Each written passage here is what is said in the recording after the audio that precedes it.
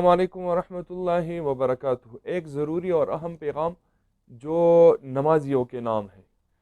اکثر وہ نمازی جو پکے نمازی ہوتے ہیں لیکن وہ اس وعید کے حضور صلی اللہ تعالیٰ علیہ وسلم نے جو وعید سنائی ہے تو اس کے مستحق ہوتے ہیں۔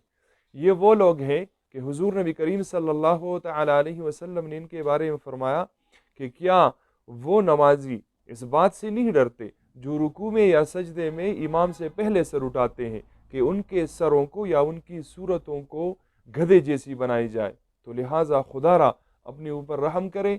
اور ویسے بھی امام کے سلام پھیرنے سے پہلے ہم نماز سے نہیں نکل سکتے، تو آرام سے نماز پڑھے۔ وضو کیا ہے اور نماز کے لیے آئے ہیں، اتنی تکلیف اٹھائی ہے تو پھر تھوڑے آرام سے اور خشوع وضو سے نماز پڑھا کرے۔ یہ میرا ایک پیغام ہے، تمام مسلمانوں تک پہنچائے۔ جو بھی اس کو شیئر کرے گا، دوسرے مسلمان سنیں گے، اس پر عمل کریں گے تو اس کو اچھی نماز کی اور صحیح نماز پڑھنے کا ثواب ملے گا انشاءاللہ۔ السلام علیکم ورحمۃ اللہ وبرکاتہ۔